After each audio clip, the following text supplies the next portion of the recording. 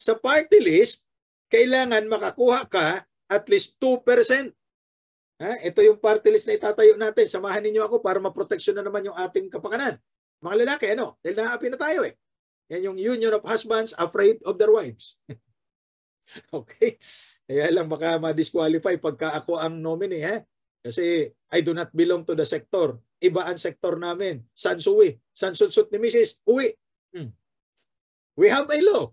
Republic Act 7941. That's the party list law. Okay? Pwede rin. Mamaya pag-usapan natin yan dun sa atong paglaom versus COMELEC. Okay. So 20%, tapos ang uupo dyan, lahat na nakakuha ng at least 2%. Okay? Wala na raw yung takusa. Marami ngayong chemist. Chemist umaasa. Yan yung mga may asthma. Pag may desisyon, asthma wipe. Okay. Pag nakakuha ng more than 2%, may additional seat. Pero hindi lalagpas sa 3. Maximum of 3 seats. Okay, take note of the parameters under the party list law. 20% allocation, 2% requirement minimum, additional seat for more than 2% votes acquired or obtained, but not more than 3 seats. Who are the qualified sectors? Ayan. Dami yan, Hindi natin isa-isahin. Take note, wala dyan ang male sector. May women, pero walang men. O di tayo na yung sinasabi nung dating Vice President, Naku, delikado yan.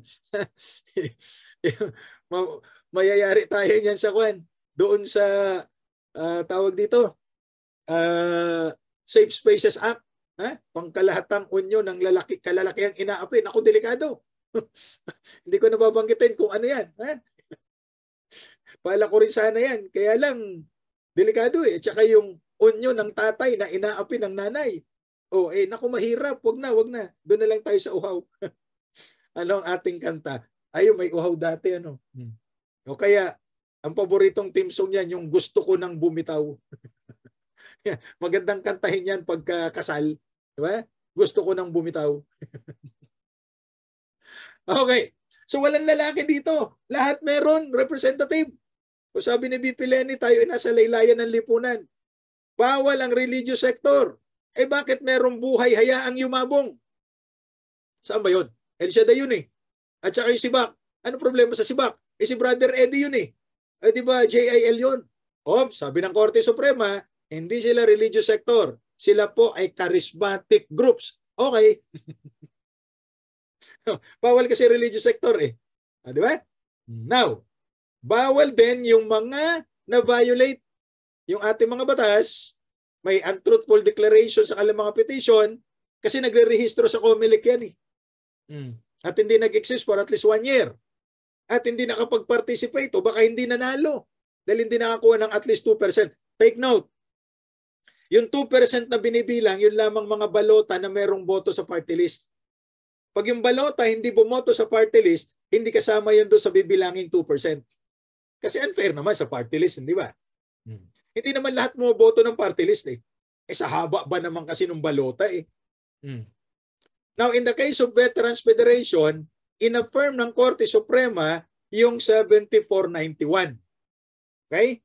Na 20% allocation, 2% threshold, at yung makakuha ng more than 2% additional seat, pero, ayan, report agad kay Mrs. bawat oras. Naalala ko yung party list yan ni Justice Di Maampaw eh. Yan ang sabi niya sa amin noon eh.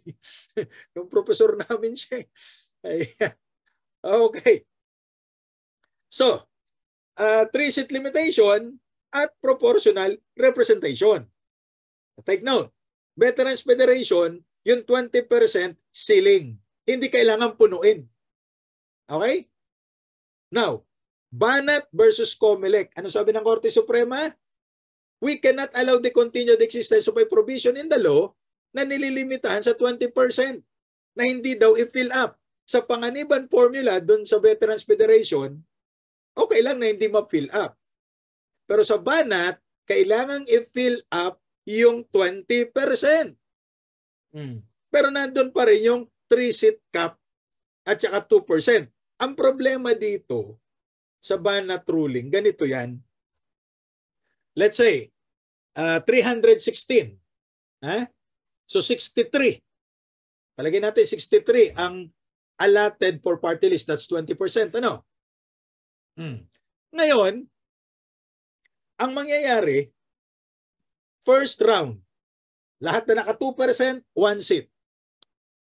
Second round, more than 2%, additional seat. So dalawa lang ang pwede maging additional seat, maximum. Ang problema na i-distribute na yung additional seats, may natitirang 10. Assuming may natitirang 10. Kasi wala namang naka 2% na. So 53 lang ang na-fill up. Veterans Federation, okay na yan. Kasi limitation lang yung 20%. Pagdating ng Banat versus Comelec, hindi pwede. Kailangan punuin natin. Problema, saan nga tayo kukuha ng pampuno? Wala na nakakuha ng 2%. Ayan. Yan ang masaya. Kahit hindi ka naka 2% na boto, irarank kayo 1 to 10. At yung first 10, tagi-isang upuan kahit wala silang 2% na nakuhang boto. Eh di ang daling maging congressman via the party list. Di ba? Kaya yung mga dating politiko, nagpa-party list. Yung mga may ingay sa kongreso, party list ang karamihan doon. Diba? Yung nakarang administrasyon, narentag yung ibang party list. Kaya yung bayan muna, parang iisa lang. Dati 3 sila eh.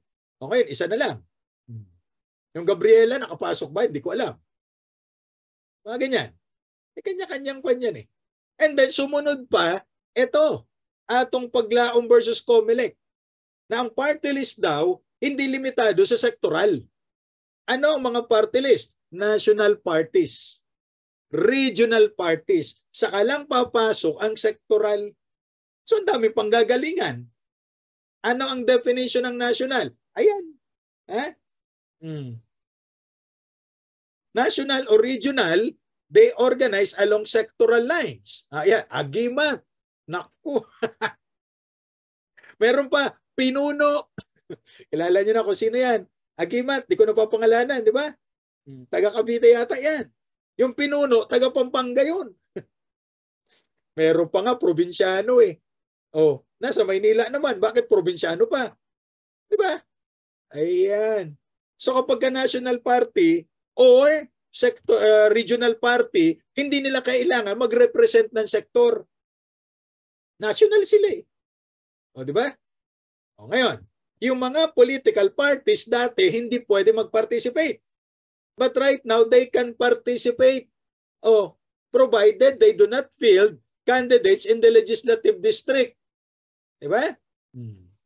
Yung may 1. Kasi dati-rate, pag may 1, alphabetically arranged eh. Ngayon hindi na.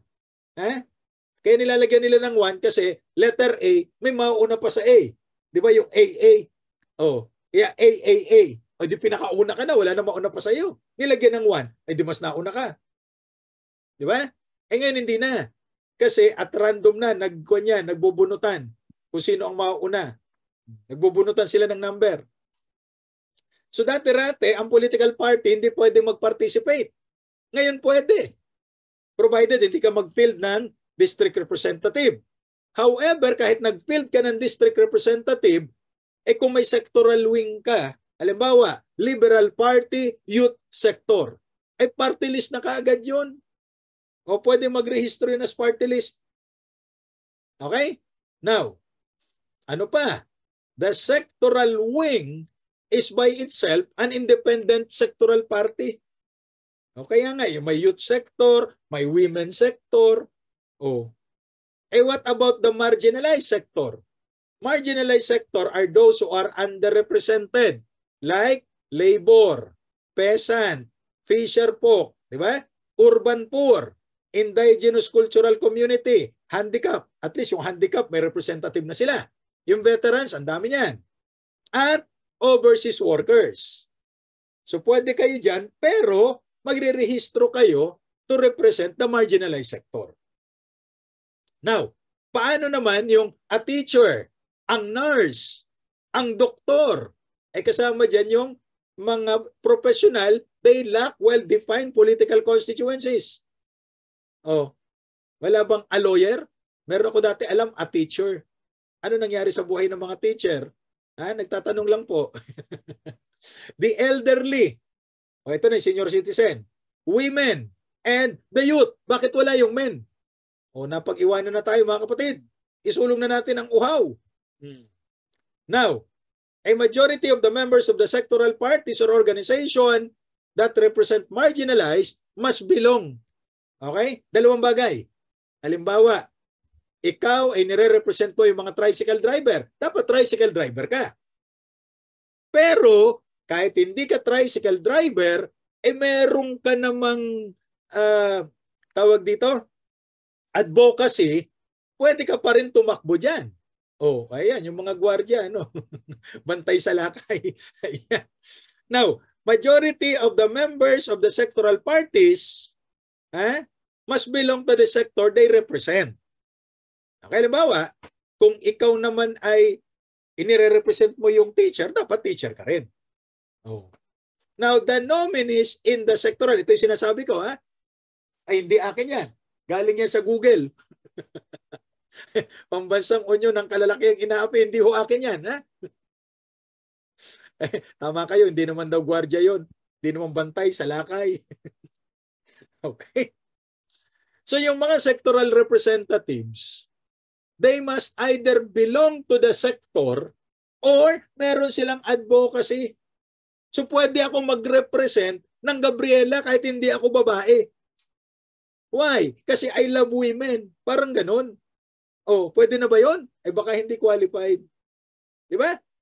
The nominees of national and regional parties or organization must be bona fide, good faith members, kaya kailangan ng membership. Okay? Now, pagka yung nominee na disqualify, hindi madi-disqualify yung party list itself. Diba? Nakuyari tayo sa Gabriela nito. Kasi kailangan naman mahalin yan. Ano sabi ng Korte Suprema? Decreed in the Bible itself is the universal norm that women should be loved and respected. But through the ages, men have responded to that injunction with indifference due to your hubristic conceit that women constitute the inferior sex. Oh, super important sabi niyan na dapat mamahalin ang mga babae. Oh, yan po ay PLDT versus NLRC. Okay, now, pag na-disqualify yung nominee, 5 naman yan eh. Ay di meron pang 4, normally, nakakaupo naman 3 lang. Diba? Ayan naman yan, yung those who are blessed in life should have more in-laws. Kaya yung mga informal settlers, maraming biyanan, ano? Kasi they have blessed in life.